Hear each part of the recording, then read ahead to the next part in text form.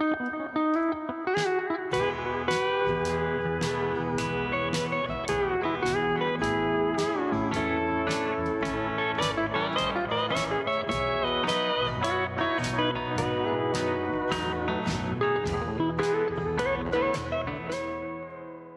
right, so welcome back to Who's Gonna Fill Their Shoes. This is Josh, This is Wes. and we are back with another Gary Stewart album this week. We're continuing to talk about Gary Stewart and his career and using Jimmy McDonough's book, I'm from the Honky Tonks, about Gary Stewart. Oh yeah, such a good book, and I'm actually gonna go see Jimmy talk about that this next weekend. I'm really excited about that. And get to hear a little bit more in person, and go to the Country Music Hall of Fame. So that's gonna be a good time. But yeah, it's been really cool to dig into this album now that we have a little more context around some of this era in Gary's life, thanks to the book. They should have let me read the audio book. I saw there one exists, but it probably would have ended up like I think it was Harold Bradley said how Gary's enunciation got worse as he got on with his career. I'd get Yeah. worse as the book goes on. That happens sometimes, as it turns out. Oh yeah. But anyways, this week we're gonna be talking about Steppin' Out by Gary Stewart. Yeah. 76, right? So we've gone forward 1 year since Out of Hand. Barely 1 year. Well, that seemed to be, we keep saying this, but how it was done back then. They would just sort of get in the studio and rush on through these, although as time goes on, that won't stand true in this situation, but at least at this point in time, it did. Yeah, I mean, this album came out in January of 76, which was directly a year after Out of Hand. Exactly. That came out in January of 75. Yeah, yeah. It's funny. I've had this in my collection for a while. It came with a this is a good time as any to talk about it too. Like the album itself, the vinyl copy, we were just chatting about this before we started, that it came with an iron-on patch. And Josh, you've gone through a fair share of records, thrifting and going to flea markets and just parsing through, and you're a collector, and you said you just don't know of a lot of examples of where artists have done something like that, right? Yeah, we were talking about that before we got on here. Kind of went down a rabbit hole a little bit, and I Wes and I both luckily got a copy that still has the iron on. He put his on his jacket. I gotta figure out what to put mine on, but I have. I mean, maybe there's another record. There's got to be, but I've never seen another artist that put an iron on decal or heat transfer, whatever you want to call it, in their album, which is pretty cool. And they still exist, which is kind of crazy. And this album, it's definitely a better cover here than Out of Hand. Grandall Stewart, Gary's brother, took the album cover, and it's in an old barn next to Grandall's 49 Chevy Skyline Special Business Coupe, which is a quite a car name, but it's a really cool album cover. And then on the back is just a photo of Gary sitting on the trunk, which is the cover of the um, Jimmy McDonough's book. Yep, and you've got him, that you got your Florida plates there. So the Florida man is on the Florida car representing, um, as he did. It wasn't recorded out there, but you know, that's a big. The Sunshine State sure plays a part in his life and story. Well, I should correct that. It's not the cover of Jimmy's book. It's an alternate take of it, but it's from the same photo series, and they're really cool photos with Gary in his stylized all denim and cowboy boots. It's Yeah, his boots are looking smooth on that, I gotta say. Um, yeah, that I mean, that iron-on decal is awesome. That jacket has become a treasured item in this household. I don't know what I'd do if I ever lost it, and it's held up really well. I've had it on there for like a year. I wouldn't have even known. Josh told me about it, and he said you ought to check your copy, and I went and did, and sure enough, it was still in there. So, and my wife helped me get it onto the coat. It took a little bit longer than the instructions said, but given that it had been in there, what, 50 years, I think that's to Oh, be it's expected. fresh as brand new there, buddy. That's right. But yeah, well, this there's more to that than I mean, that is such an important part of this record just because it's cool. But and the artwork by his brother was really cool too, and I feel like that just plays a big part into sort of this feels like there's so much more of Gary in this record, in terms of the design of it. And we'll talk about the music too. I think that might be true as well there, but. Yeah, I mean this had a pretty good group of people on it too. I just like the last record, the collection of people who played on this is impressive. Yeah, and something before we get into the credits, well, about it. Wes and I were just talking about that album cover and talking about the heat transfer, the iron on, and it says it credits this guy David Hogan, which we are looking at the artwork he's done, and it seems like he probably did a lot of album covers because you can tell his font design and stuff. I've done some design work and studied design, and I can see like it's a very similar theme in a lot of his work, and like he did the Steve Young Renegade Picker album, which I got on my turntable right now, which Roy Day also produced, and that's also I want to talk about that album one day. It's one of the best. And then he did Waylon Dreaming My Dreams, which is also one of the best country albums. But it seems like he did a lot, and Wes just found he maybe made movies too, one of which was quite interesting. Barbed wire, yeah. Um, Nothing to do with this outside of he had to some some say in the font. And from what I can tell, he was also involved in making some record covers for Stax Records, so that's pretty cool. A Memphis guy. But yeah, what a wild world we live in. That those things are somehow connected to this album as well. Yes, and my last connection to David Hogan, which I mentioned, he also did the David Allen Coe Family album, which is his Mormon album, which I live out here in Utah now, and he has a song about Salt Lake City and Brigham Young. And funny enough, this is one of the only albums I know of. I think there's a Tanya Tucker one, but if you listen to Bad Impressions on this album, which is a great album, insane album cover. If you ever want to go look one up, that was a crazy one, David Hogan. But there's a guest there on Bad Impressions that's doing an impression of himself. I don't know if you've heard that one, Wes.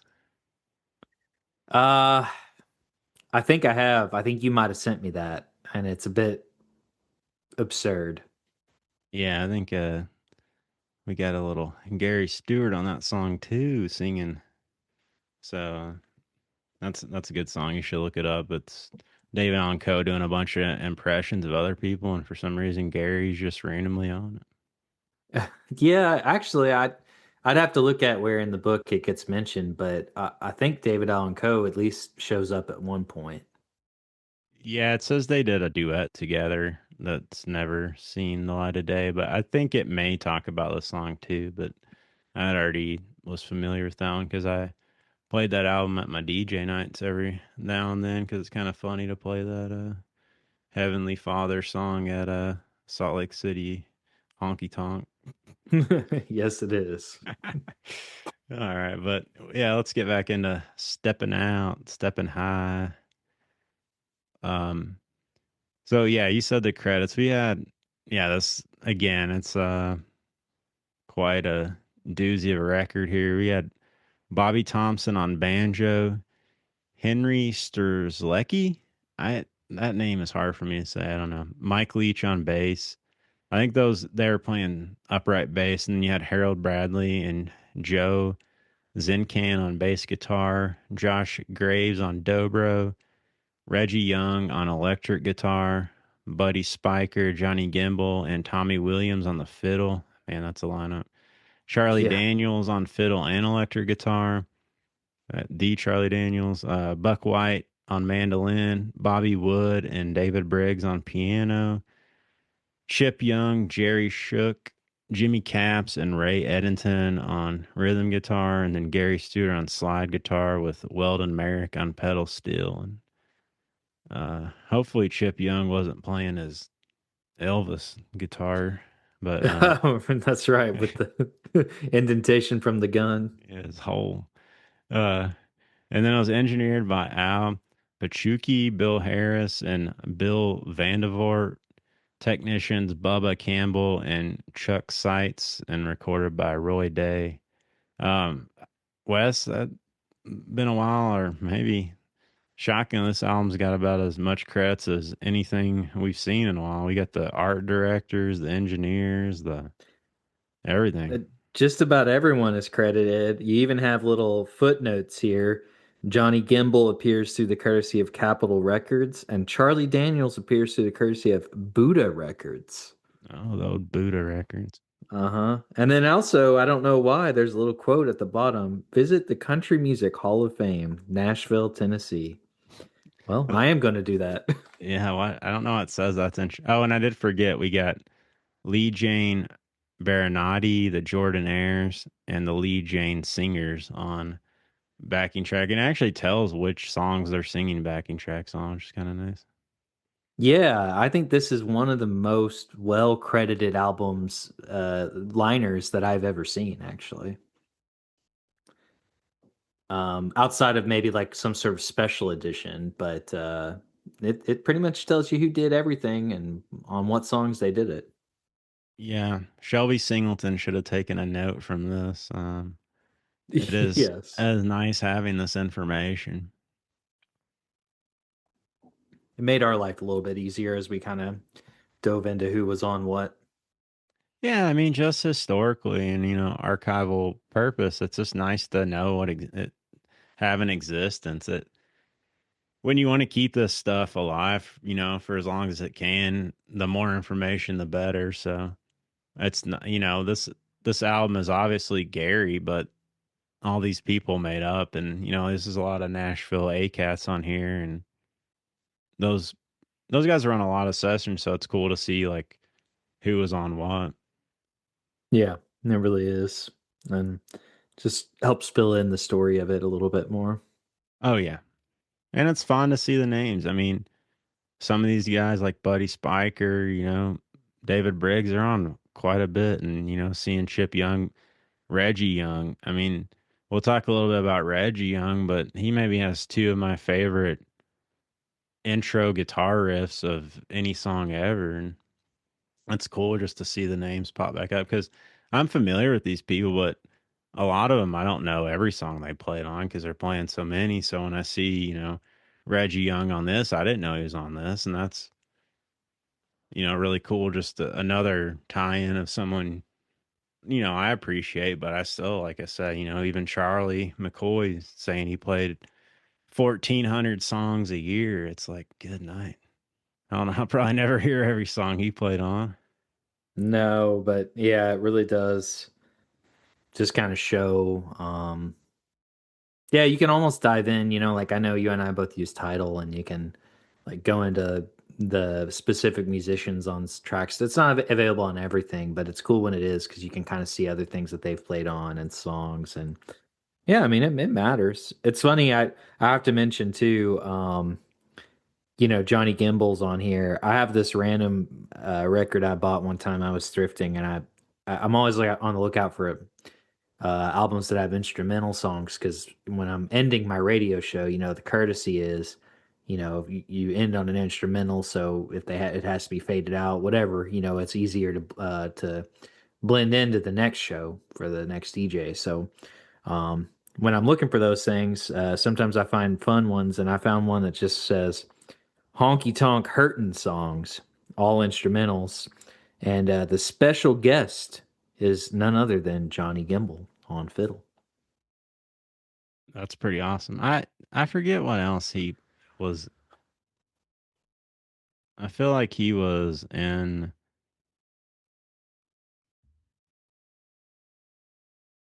Yeah, he was part of Bob Wills. I'm pretty sure. Hmm. Yeah, he must have been had a name for himself if he seemed like anytime he appears on something, they go out of their way to sort of credit him. I mean, that's a good courtesy anyway, and may have been by contract, but nonetheless, it's interesting how he shows up that way, both on this record and that. Yeah, Johnny Gimbel was in the Texas Playboys. I knew he was. Sometimes these names run together in my head, and I know where they're from, and I have to think about it for a second. But I mean, he probably been pretty old around the time this came out, but that's Yeah, pretty cool. probably so.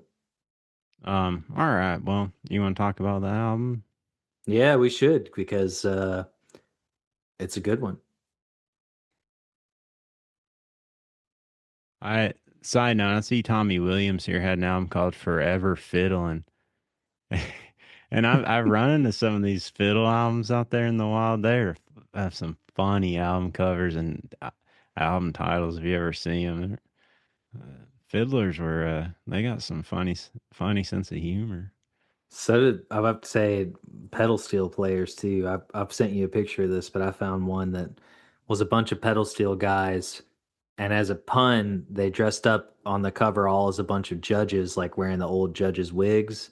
And the title of the album or what they called themselves was the Nashville Bar Association. So I guess they also had a sense of humor. Oh man. All right. So that takes us to track one, which is Flat Natural Born Good Timing Man. And this was written by Gary. And it was recorded on August 20th, 1975, the same day as Oh Sweet Temptation.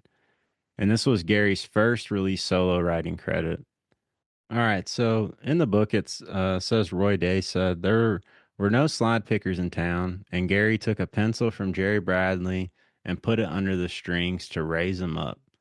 So we talked about Gary plays slide guitar on the album, and this is the song he's playing slide guitar on, and that's what you hear to start it out. And you hear that stepping out, stepping high, step on back, check my stride. I'm ready for anything come Saturday night. Opening Gary with all that swag. I mean, I wrote in my notes, and I mean, really, even if this is not about Gary, it seems to be maybe about his brother. Yeah, it's a true horn dog song, if ever there was one. I don't know how else to classify it. Yeah. So the book says that Grandel Stewart said it was about him, and Uncle Joe Dan, the ladies' man, was based on Jack Neese, who is Gary's uncle. And Yeah. that makes a lot of sense. This one had the Jordanaires and Lee Jane Baronetti singing on the Oh, background.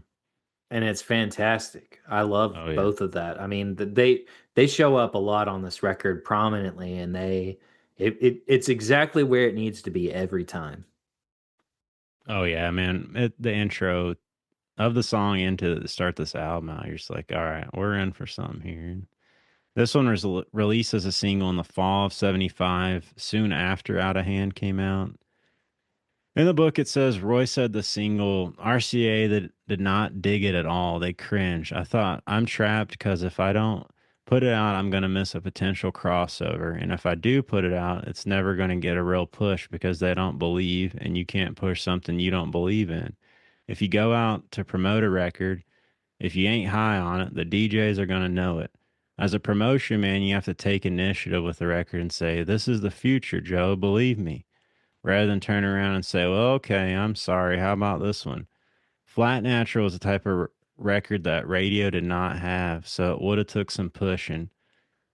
That single started the frustration because I realized that it didn't look like I was going to be able to accomplish what I wanted to because I couldn't get them on my side. I couldn't get them enthused about what me and Gary wanted to do.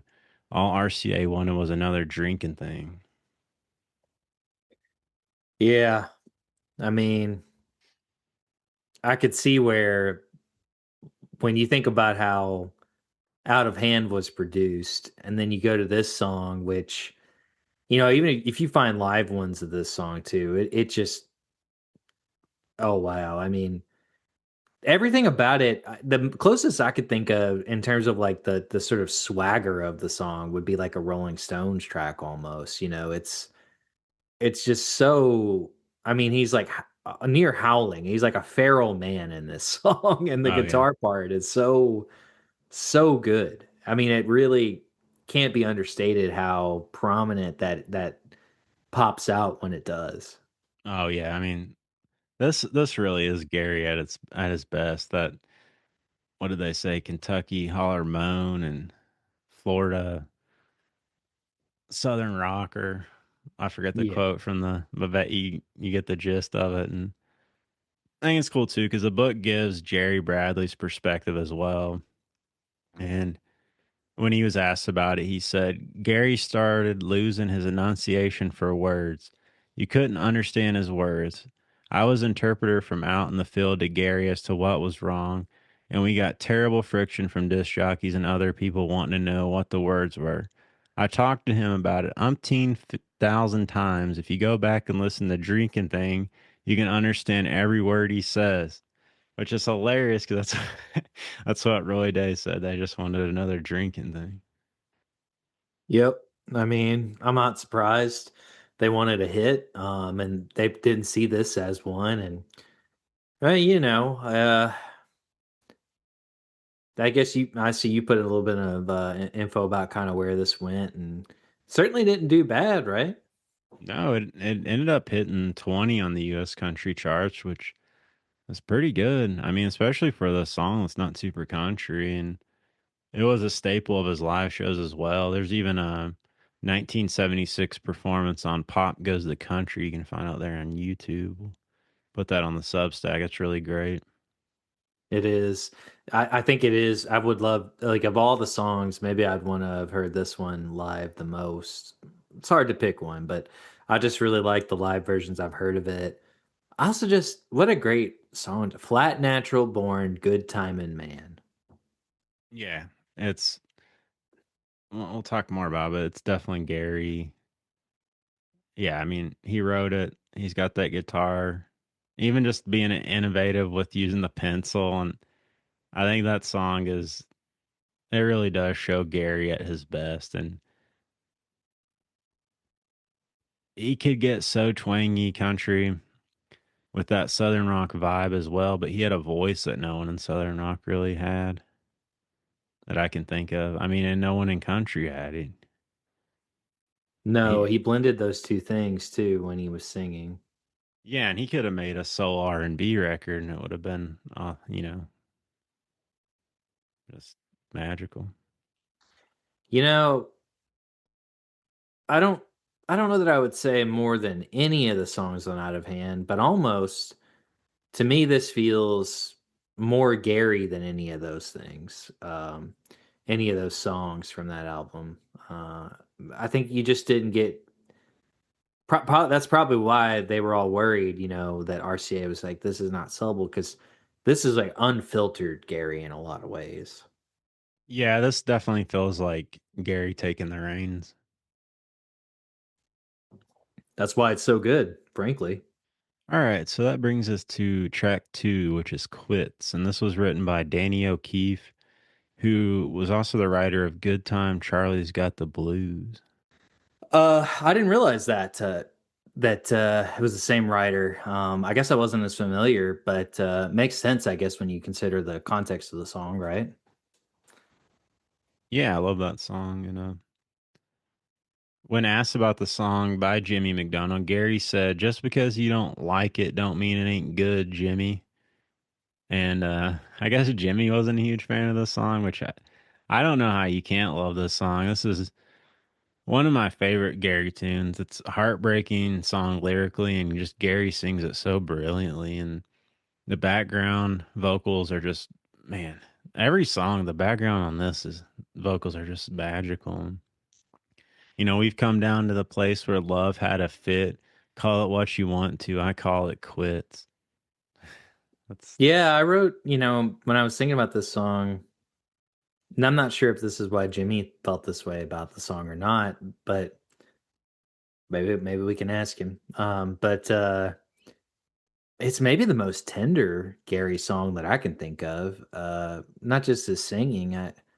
It's a it's certainly a bit of a balance after Flat Natural Born Good Timing Man. When you think about like how this song is presented, and yeah, you mentioned the background vocals again. They of all the albums we've listened to, and the Jordanaires have been on many of them, they feel like they were best used to me on this album, and this song kind of shows that. Yeah, I agree with that. It is like, I mean, for being 1976, it doesn't really sound like a 70s song. It almost sounds more like a mid 80s, like Keith Whitley kind of production. It's the way the keys are kind of sprinkled in. Uh, it's a very slow, beautiful ballad, though. And lyrically, this song's heartbreaking and like pretty depth driven, I think, in the lyrics. Like they're pretty deep and like witty in a way that I haven't heard in like other heartbreak songs like this, and just honest. But yeah, the way Gary sings it, just immaculate. Yeah, I mean, he can really turn any song. The thing about a lot of these songs too is that unlike some of the other albums we've talked about that sort of you had these sort of country standards included on them, and sometimes they worked, sometimes they didn't. I don't think this falls out of his wheelhouse. That could just be a testament to Gary Stewart that it feels like you could give him any kind of song and he could make it work. And a lot of that was his vocals. And as to your point, you feel this song and how he's singing it, and the instrumentation and the background vocals all work to complement that. But you're really thinking about Gary singing when you're hearing this song. Definitely during this time of his career, you could. I think we may not talk about some of those albums. Some of those songs, I'm not sure. I mean, Gary could sing it. It's more about their arrangement, maybe. But this has always been one of my favorite Gary songs. I listen to quite a bit. There's a couple live versions of it that are on YouTube later in his career, but I mean, we're off to a pretty strong start here on Stepping Out. Yeah, yeah, and I think unlike some of the albums that we've heard, where the balance gets thrown off a bit. Like you have a really great opener and then, maybe it's really up tempo and then you sort of have like a slow song. To hear it actually works well. I feel like it needed that sort of sandwich in between the intro song, this one, and what's to come, which is gonna get really colorful and fun. Yeah, based on what I know about Roy Day too. I mean, I talked about that Steve Young album, and he did several of his. And from what I've gathered here with the Gary albums, it doesn't seem like Roy did a ton of albums. I was trying to look at his discography, and it's not like crazy like Owen Bradley or something, but from my experience, it seems like if he was the person sequencing them, which I assume he probably was, he was pretty good at it. Yeah, the way that at least what I got from the book, they didn't say this in these exact words, but just sort of what felt implied to me was that, maybe at this point when he was involved in things, he was more directly handling like sequencing and very hands-on with these records. And obviously he took a liking to Gary in a big way, which is talked about in the book. Um, but it kind of feels like what happened is that as time went on, he became even more important at RCA, and maybe just was involved in more like administrative decisions. Not to say he wasn't creative. It seemed like he really respected and like believed in Gary. And unlike Gary, he was boozing it up. Roy was, but He uh, was drinking the doubles. he was. Yeah. But that takes us to what you're saying. Track three, which is Trudy, which is written by Charlie Daniels, and I think this is better than Charlie's version. And I guess it doesn't say, but I assume Charlie, since he's on the album, is also playing on this song. I don't know, but I mean, for a lot of people, probably know who Charlie Daniels is. I mean, played with Bob Dylan. Obviously, had a huge career of his own, and this is another one that really shows Gary in his element. Yeah, I think so too. I wondered that myself. Like, since Charlie was credited, not just as that this he wrote this song, but that he appears on the album like playing fiddle. It says I have to assume he was playing on this, but yeah, we talked about this song, being a Charlie Daniels song, and I just haven't personally gone down the rabbit hole of listening to a lot of Charlie Daniels. I know him, I know the hits, but yeah, I mean, I feel like it's amazing that this was not a Gary song in the beginning because it sure is perfect for Gary. The story itself feels ripped right out of someone he could have known. Oh yeah, I agree. Yeah, I think lyrically too, the song is like very wordy and like pretty fun to hear Gary sing. It is. There's a lot that stands out on it, to be honest. I mean, I have the liner notes here and just kind of looking through it. I don't know. I mean, there's so much you could pick out. Actually, it's definitely not written in a way like many of the country songs I would have thought of that era were written. Like, I guess it sort of has a chorus, but at the same time, it's almost in a Bob Dylan kind of way. It's very verse driven. It's like a story song. Yeah, really drives too. It just keeps going. And the instrumentation just keep it driving too. It's a really cool song. Yeah, I like. Let's see here. Here's just a little taste of it. Met a peroxide blonde in a bar on the ball. I was flying high and a feeling mean. Poured down a bottle and a half of red eye. Dropped $35 in the slot machine. I will say this is one that it's kind of going so fast. It really makes you want to move. You kind of aren't really paying attention a lot of what Gary says, which I did miss the something you're mentioning, which we just probably should point out. Yeah, we won't say the phrase, although what we understand is it's not offensive. It's something that is sort of a slang word that Cajun people use. From what I understand, still to this day, but it's a little bit odd that it appears there. And at first, I kind of was like, "What is going on?" You can look up the lyrics if you're interested in what we're talking about, but yeah, it's evidently like I guess the character of this is in this song is a Cajun guy, and he's in Dallas for some reason. It's really kind of a odyssey of sorts of what happens to this man in this very short amount of time here. Yeah, and that word too struck me for a minute because it seemed like it could have had a different meaning, but I realized once you we talked about it was just I mean, I think it's maybe slightly offensive to Cajun people, but it was different meaning than what I assumed. So just wanted to point that out in case you listen to the song, but we like Yeah, to be transparent about things like that. But for sure. Yeah, no, I think it wasn't. It's an interesting thing just to look up how what this song is trying to talk about too.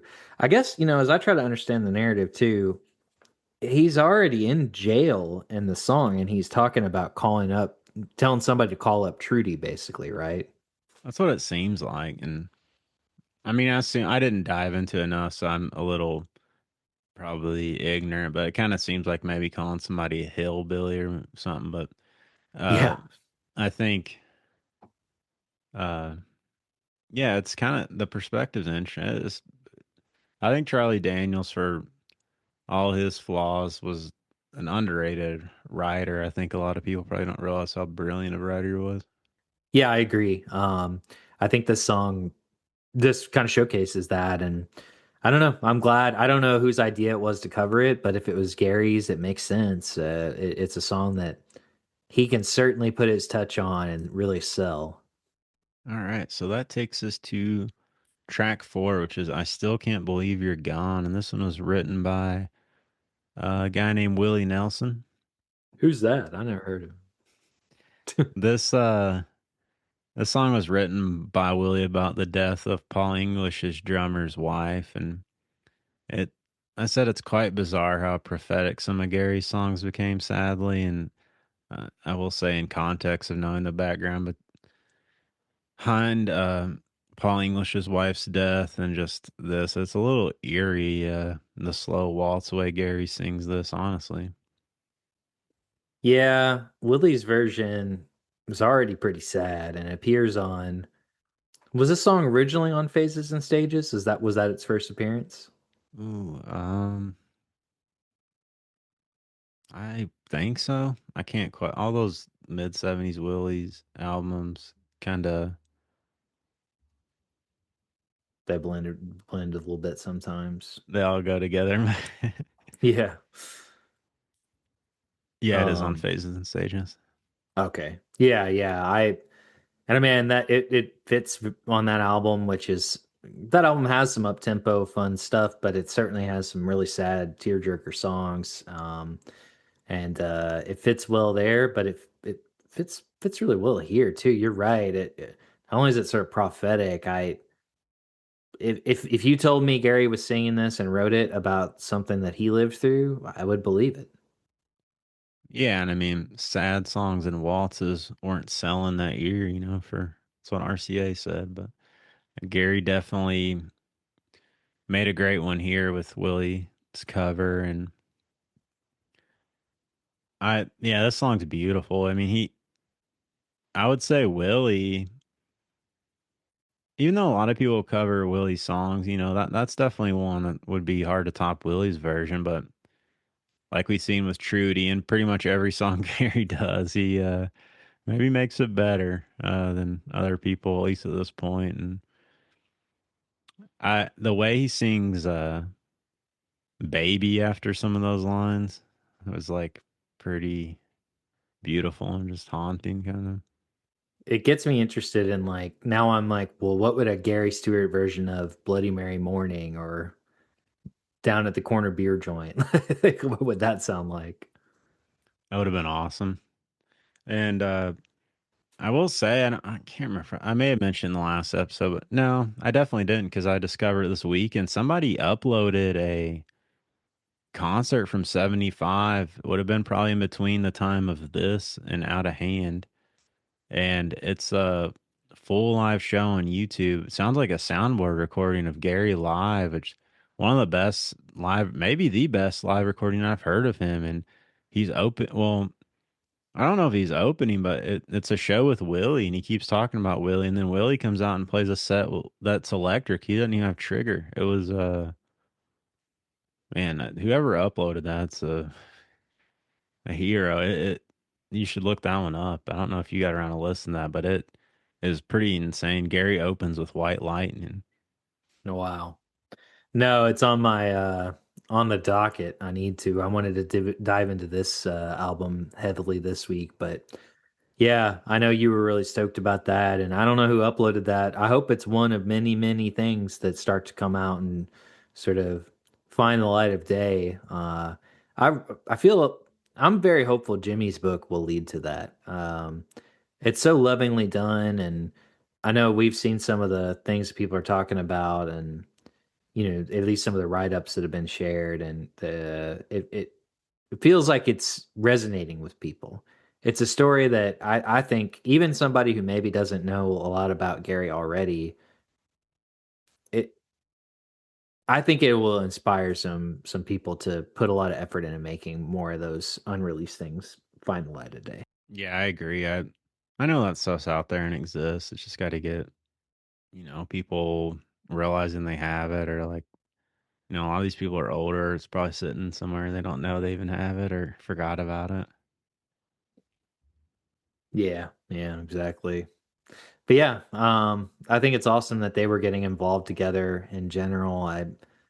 I see a lot of crossover in some of Willie's more ornerous songs and Gary, so feels like they collided at the right time. Oh yeah. All right, so that takes us to track 5, Lord What a Woman. And this was written by Gary Stewart and Wayne Carson. And this was co written with Carson as an ode to Gary's wife, Mary Lou. Yeah, I was gonna say it must just be I just take it at face value and appreciate it as a sweet love song. And I like that actually. I think it fits. I don't think you get a ton of that in Gary's albums, and but it does show that we know even from the book, and it's clear even if you don't read that, if you read anything about Gary, he sure loved his wife.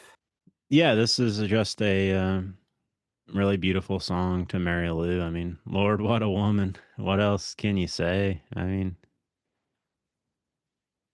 their love was complex and pretty beautiful. There's a quote in the book that Mary Lou talks about how Gary, she knew she would always find Gary even after they die.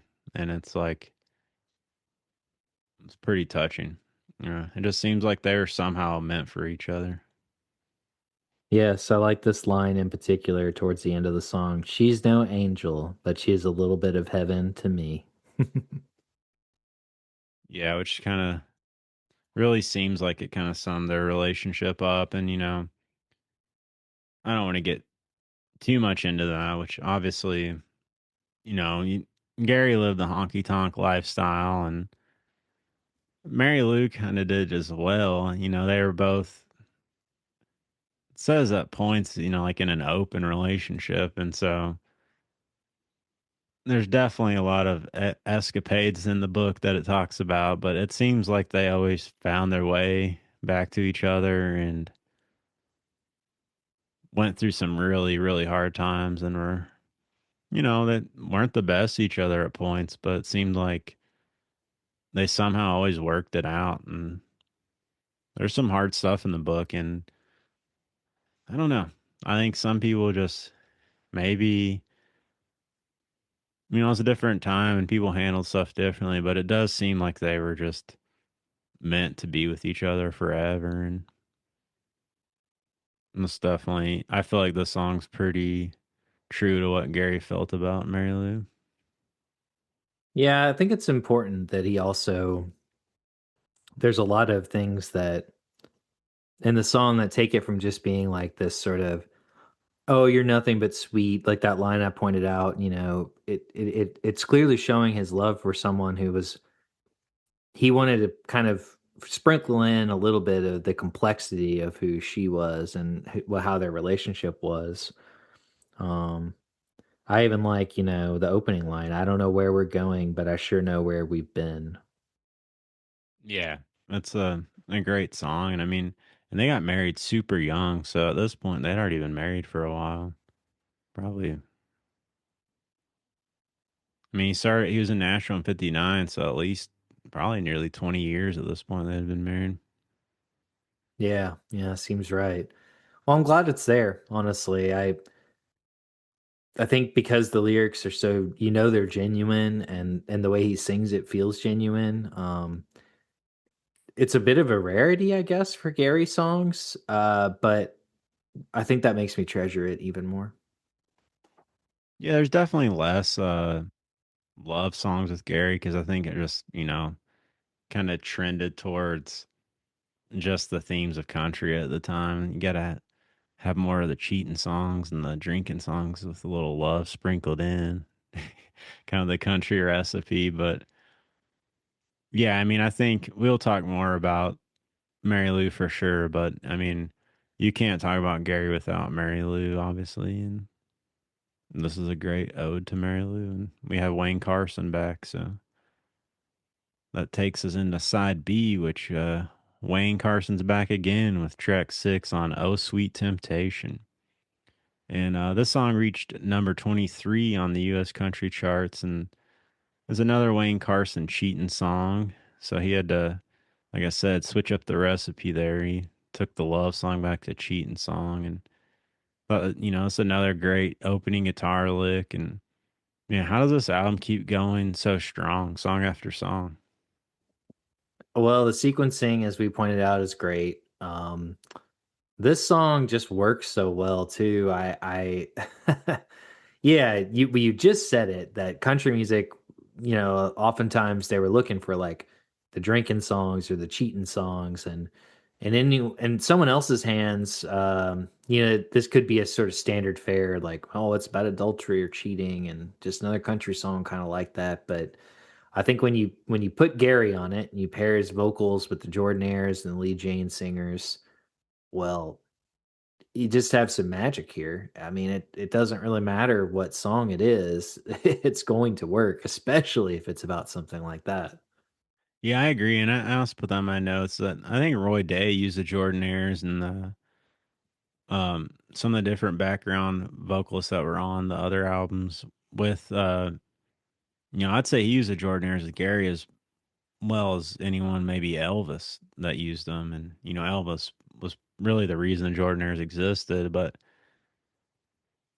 packaging those it was really unbelievable, and I think the reason he did that is like Elvis, Gary and maybe George Jones, they sang stuff so different and honestly impossible to match that didn't really see besides maybe George and Tammy. They weren't doing duets. They weren't singing with people because they needed something sprinkled in where people could sing with them, but there's no way they could sing what they were singing or match a harmony or anything. And yeah, Roy Day, like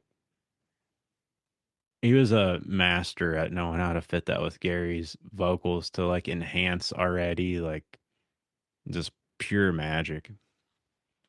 Yeah, yeah. I don't know that they. You're right. It's among some of the best that they sort of appear in terms of how they're used and when they're used. It just shines. I don't know. I think this song in general. I'm not surprised it would have charted well either. It. I guess none of them were number one hits, but nonetheless, strong songs that probably deserve more attention than they got. Yeah, I agree. And the Jordanaires were. I don't say that as they were never bad on anything. I just think that the way they were used here is the same as Elvis. Definitely, like maybe the two best examples I can think of their usage on songs and their ability to match someone. Well, you know, they were tuned up a little bit higher on this album. That's sort of how I read it too, that you can hear them quite well when they come in. They never overpower, but um it seems to be done. I can't think of a lot of other examples of the albums we've heard with them on it where I would say that. You kind of notice them and they're always there, but in this album I feel like they really stand out. It feels like another instrument, which, at its best when you have backing vocals like that, I think it's supposed to feel that way. Yeah, I agree. I think they were kind of like they definitely were a mix, like an instrument more up front. Yeah, just another great song. Yeah, I enjoy this one. Um, just for what it is, honestly. Yeah, and so that takes us to track 7. If you've got the money, I've got the time. And I've this is a song I knew as a little kid, but I didn't know Gary's version. This is written by Jim Beck and Lefty Frizzell, and Gary's on the piano on this cover. And that was an interesting choice of a cover, just because it's like a pretty random standard. I mean, it's a very popular song, but one I love very much. And Gary's piano is wild on this. I thought it was.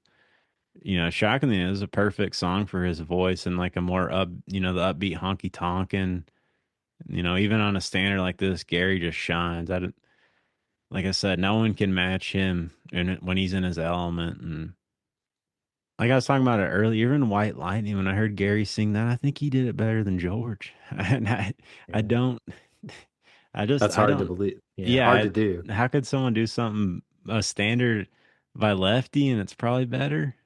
It just random. It's almost like a filler song on this and it's still somehow insane. I don't know, man. We had very similar notes too. I really said, hell yeah, a standard done by Gary with some very fine keys. What can be bad? And we keep talking about them, but it's because they were done so well here. But the Jordanaires singing that sort of I love that on this. Yeah. Yeah, this Yeah. is definitely one if you're going tonkin or jukin'.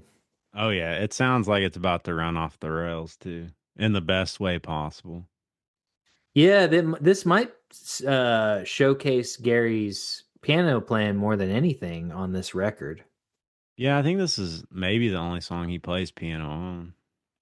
Feels like it. None of the other ones jump to my mind that he was playing piano on this record. Yeah, and I love. Yeah, it's a great. I mean, I don't have a ton to say about it. It's just a great cover. It kind of surprised me. Yeah, pretty much the same here. But I agree with you that, you cover a standard like that, a song that, to your point, you knew as a kid. I mean, I think everybody, even if you don't necessarily listen to country music all the time, you've probably heard this song, and it's one they must have probably plucked out of the standards and said, "All right, let's do this one."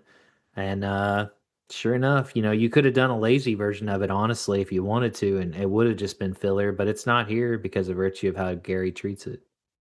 Yeah, he definitely stepped it up a notch on this. And I was kind of expecting it when I saw that. Not because but it's just like, I didn't know how you can make that song better. But I don't know, first time I heard it, I was like, oh, I guess you can. If you're Gary Stewart, yeah. If you're Gary Stewart, yeah. All right, so that takes us to track 8. I Can't Be Your Back Door. And this was written by Carol Anderson, Gail Barnhill, and Mary Beth Anderson. So the Anderson girls were sisters. And this is Tables Are Turned on Us, Wes. This is an anti cheating song. What a concept in country. Yeah. Especially from a man's perspective. Yeah, it's not one that you would assume would kind of jump out, especially on this record with some of the other things that have come before it and some of the songs that will follow it. But I don't know that I don't have a ton to say about this one. It's got nice balance, and I do really like the I guess it was Weldon Myrick on the steel. I like it when that shows up. It's a pretty song, and I think it's cool that it appears this way. I guess I just wasn't sure what to do with this song necessarily. I actually thought it was a great song. The pedal steel and the organ opening's pretty interesting as well. And yeah, Weldon Merrick's on this album. He's brilliant, and yeah, I liked it. Yeah, I mean, I don't mean to imply I didn't. I thought that song sounded great. I think it just sort of it's played very straight. I always say that sometimes. Which is like not so common for a Gary song. And so to me it feels odd to hear him play a straight song that way. It is in a way. I think the organ with is a kind of bizarre a little bit, but That's true. Yeah, a little more unconventional. yeah, I like the song. Lyrically, it's interesting. I mean, every song on so far has been one I would listen to over and over. Yeah, what happens to this song is that it happens to be followed by a song that just sort of blows any many songs out of the water. Yeah, so that takes us to track 9, Hank Western, and this is another one written by Gary Stewart. And this was inspired by the people around the merry-go-round, which is where Gary would frequent a lot there in Fort Pierce, Florida. Um, I had a good thing going. I had a weakness too, is a line in the song. Dickie Betts was also inspiration for this track. There in the book, it says Gary said, "Me and Mama was going back to the hills, back home to Kentucky, and at the airport, they spotted Dickie Betts. So I went out there and told him how much I loved his music. He was on his way to catch a plane, and he says, 'We'll meet again.' We did," Gary told Kirk West. He said he had so much adrenaline pumping after meeting Dickie that he immediately wrote Hank Western. Gary said, "I finished the mother right there on the plane." Oh man. Yeah, well, here's a line from that song that stood out to me too. The one night in a bar down in Macon with a little too much behind my belt, I met the wrong woman, so my next song was sung in the big Georgia jail. Yeah, this is a great song. I mean, I read that line. I had a good thing going. I had a weakness too. It's another song that kind of is a little too prophetic. Yeah. Very classic honky tonk song here. I mean, it's reminiscent of a lot of great honky tonk songs with the pedal still and the kind of slow waltz format. Just lyrically really brilliant. This shows Gary's depth of a songwriter, which is something that's maybe not as respected as his voice, and probably something a lot of people don't realize because we didn't purposely gloss over. It's just a long period and a lot of stuff. But he had written so many songs to Bill Eldridge, and we'll see time and time again that there's some more going to come up, and you know, they're all pretty brilliant lyrically. And there's another song that Gary's voice transitions to the chorus like magic. I mean, there's so many of his songs where you're sitting through the verse and it's great, and then that build up to the chorus, he always delivers, unlike no one ever. It's just it gets me every time. I've heard these songs so many times, and it's like the first time I hear it every time I hear him. I feel like a Gary song where you have a named character is always going to give you something good, you know? Um, That's a good name. yeah, Hank Western. It's perfect. I mean, I wrote, I was thinking about this. There sure are a lot of characters on this album that are sort of horn dogging and ending up in jail, but I Yeah. wonder why. Now here's to the sweetest Georgia peach I've ever laid my best line on. Yeah, this one is also, I think, sort of unfiltered Gary. It's definitely one of his better ones. Yeah, just for the songwriting alone, but he delivers it like no other. Yeah, and it's not one that's as known either. No, no, but is a standout on this record in many ways too. All right, so that takes us to track 10, Easy People. And like I just said, this one was written by Gary Stewart and Bill Eldridge. So this was an older song from their time when they were writing together. And, it's got that line, my nose has been itching me all day. Company must be on the way. This is kind of like Gary's Kentucky version of Porter Wagner's Company's Coming. I'd say this is probably the most Kentucky song Gary ever recorded, and it is pure magic, man. This is Oh, a bluegrass song and out of left field, honestly. it is clearly Gary's love song for Eastern Kentucky. And just talking about easy country living, rednecks all the way. Yeah, it makes you think of this, man. Like, well, I've told people who aren't necessarily from the South, redneck is not always an insult. As a matter of fact, a lot of people kind of wear that with a badge of pride, or you can even say about somebody, oh, that guy's. I know this guy is a real redneck, and you're not necessarily saying something bad about him. Like that's just some people. That's just sort of who they are, and that's I feel like this is a song about those kind of people. Well, it depends on who's saying it. That's right. If you don't know what you were talking about or you're not from those areas, then you probably aren't saying it the right way. Well, then it is offensive, especially to me. But yeah, I mean, this song's got hollers, moonshine, cockfighting, rednecks. I mean, what else do you need in a bluegrass song?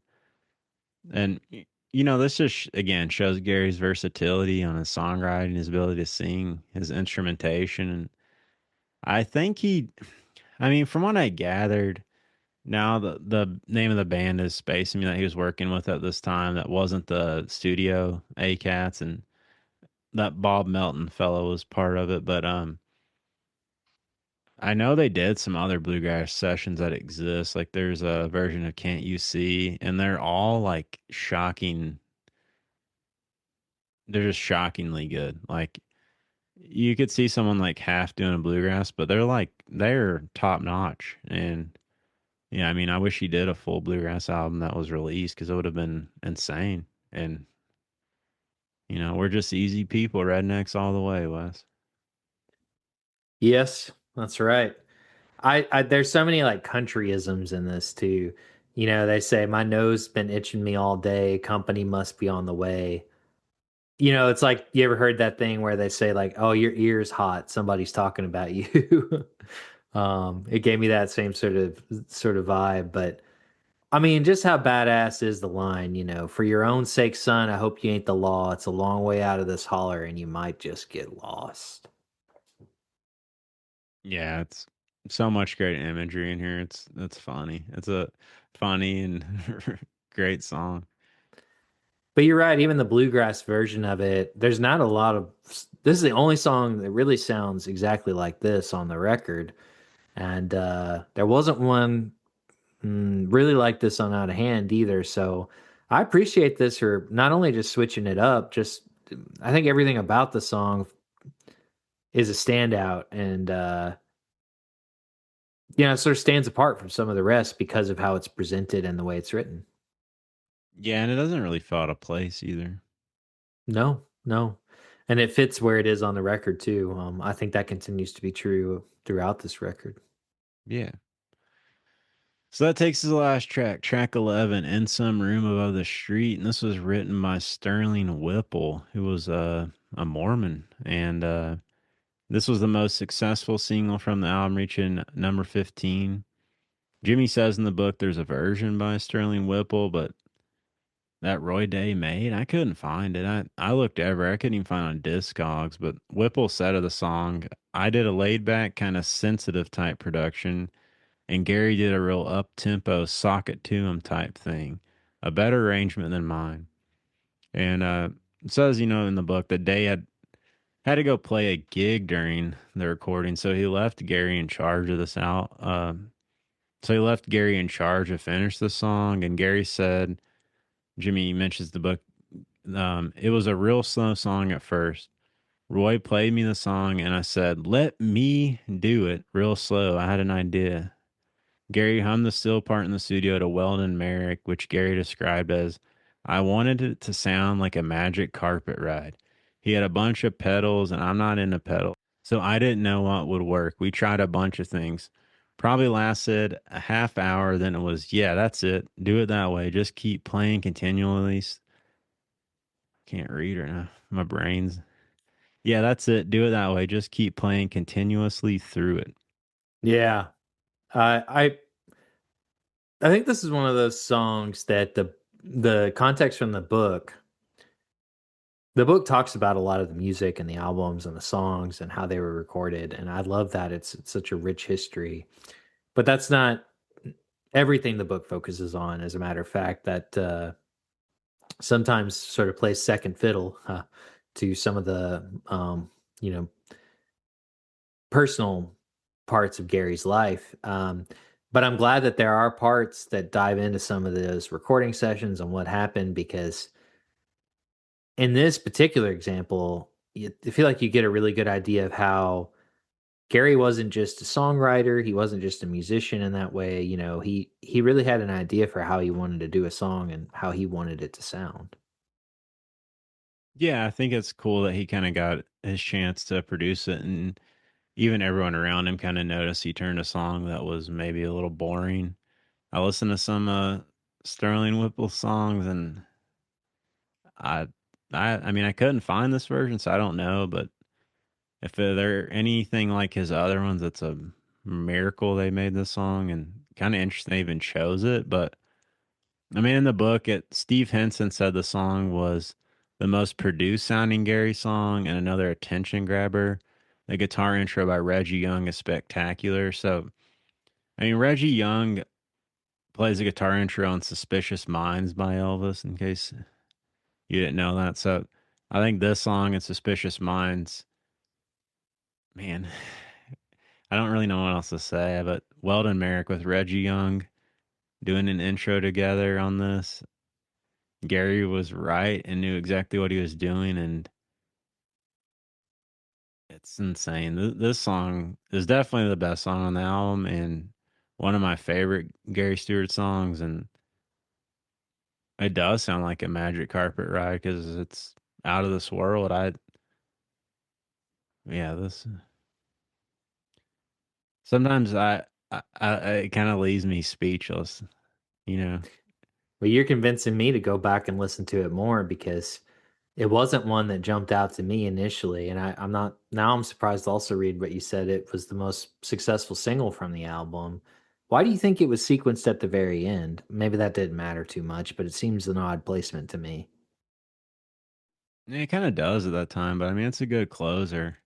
This has always been one of my favorite songs of his, and it's one I honestly have found myself almost doing the Brian Wilson "Be My Baby" thing of continuously listening to a song on repeat because his voice on the chorus of the song is one of the best performances he had. I think it sounds like again he's like about to run off the rails and just stays on track in a way that no one else could. Like he almost goes out of pitch, and it's just like I don't know. I don't know how even saying it. I really wish I could find the or because it really does make it seem like in the book that they like kind of made some sort of magic that shouldn't have been possible with this song. And I listening to it without even the context of that, it actually I, that guitar intro, I don't really know how it works. Like there's not a lot of it doesn't even sound on first listen like it is something like complex or crazy, but if you really listen to it and kind of think about it's a guitar and pedal steel, it's a I mean, I don't really know how you could play it. It seems impossible in my brain. You're gonna listen to it so much, it's gonna become your shortening bread. You'll just play the guitar part from that forever. Thankfully, Gary has a lot of songs like that, but for me, so I won't get stuck. But yeah, I'm curious that this wasn't you didn't have the same impression of the song because I just love it. Yeah. Um, no, I think I felt it was a little bit of a standard fare ending to the album. I don't know. The only thing I can say is that I would never argue it falls flat. I think it's hard because I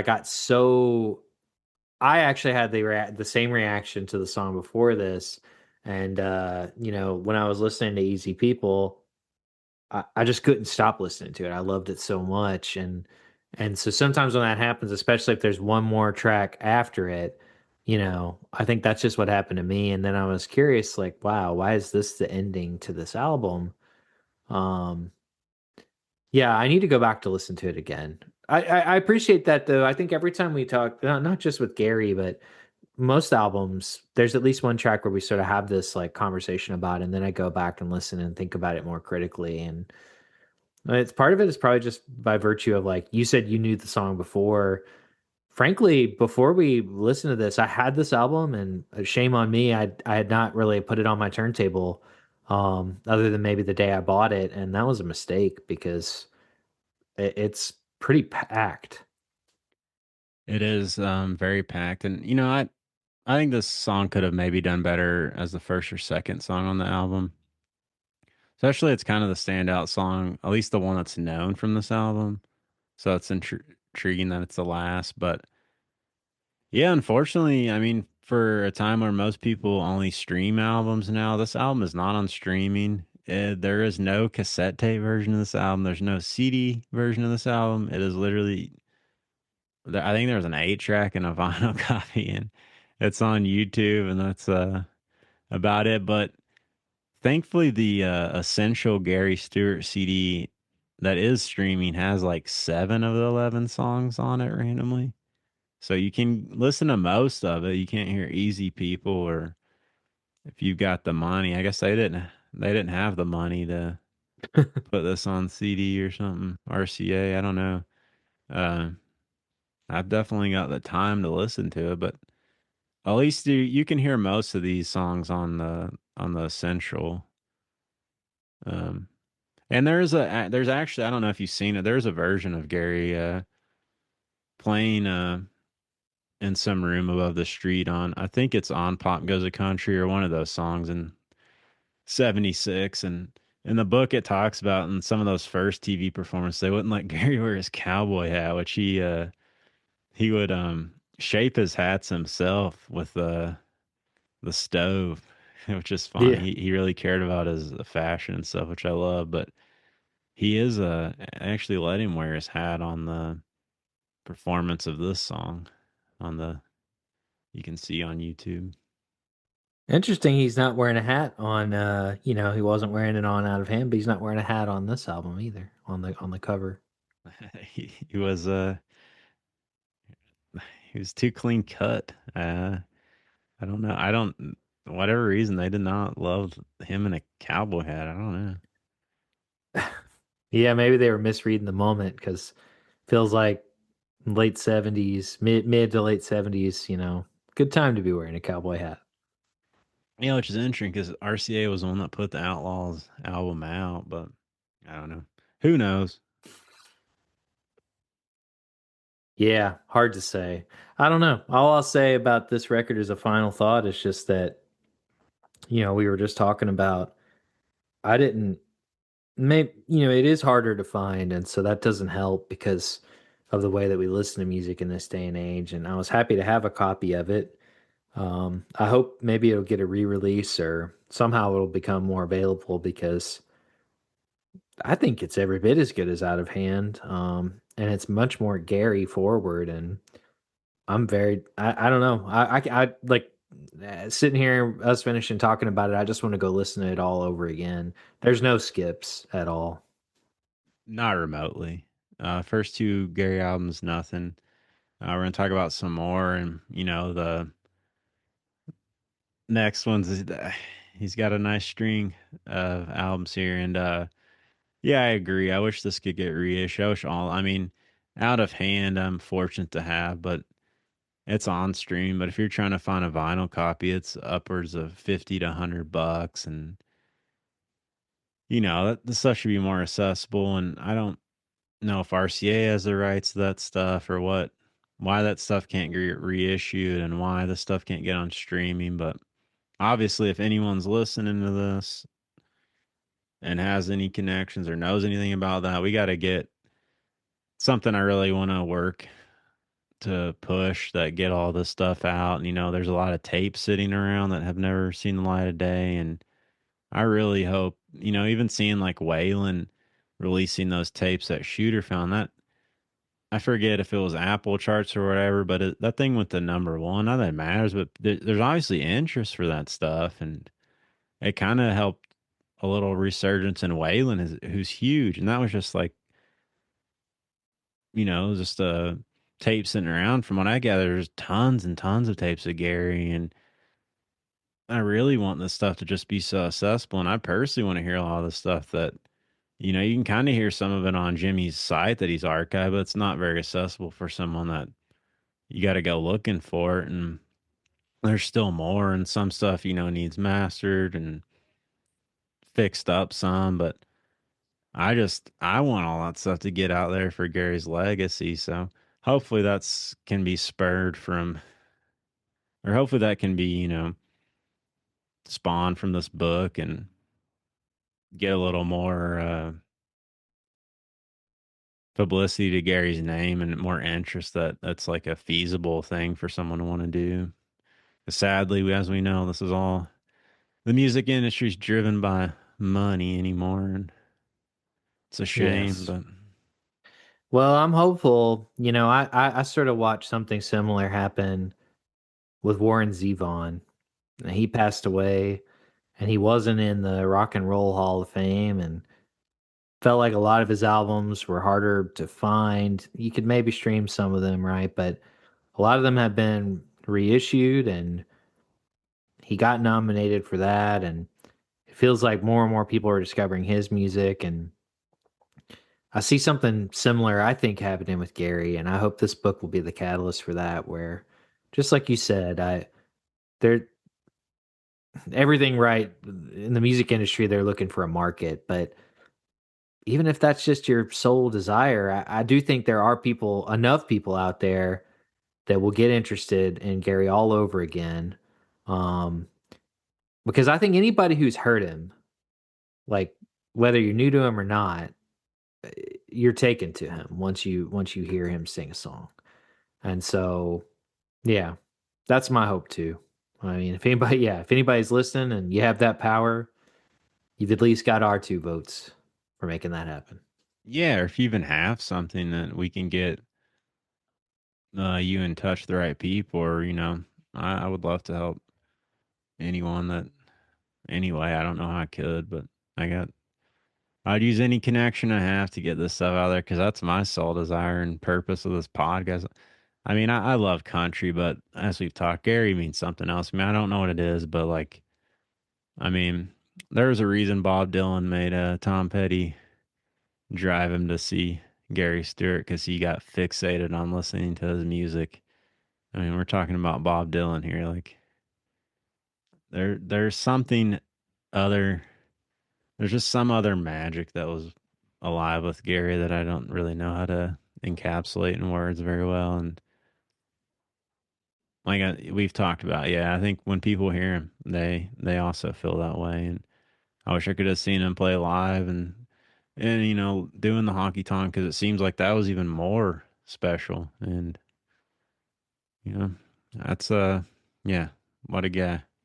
But yeah, I'm gonna go walk down the honky tonk and sing some Gary Stewart at the karaoke, or at least attempt to. I'm not gonna do it very well, and I'm gonna listen to this album as I walk down there, and we'll be back next week with another Gary Stewart album, and gonna keep this going here for a little while. And uh, because all of us stuff we're talking about really. And again, pick this book up, Jimmy McDonough's "I'm from the Honky Tonks," Wolf and Simon Publishing, Chris Campion, great people. This book wouldn't exist without him. Too many people turned it down because they are morons. And That's right. Yeah, when you read this book, you'll understand quickly why that was a bad idea because I'm so glad it got released in the way that it did too, because it is unfiltered as well in the way that Gary was, and uh, you could not tell Gary's story in any other way. I don't think so.